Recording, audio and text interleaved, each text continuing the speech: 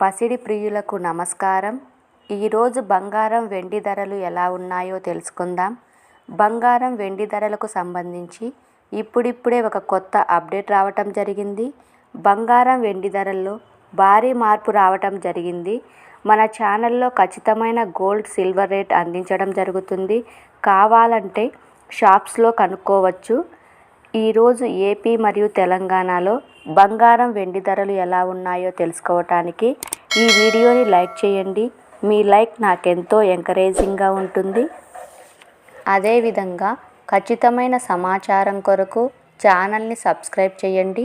ఈరోజు మార్కెట్లో 1 కిలో వెండి ధర వచ్చేసి 89,300 రూపాయలు.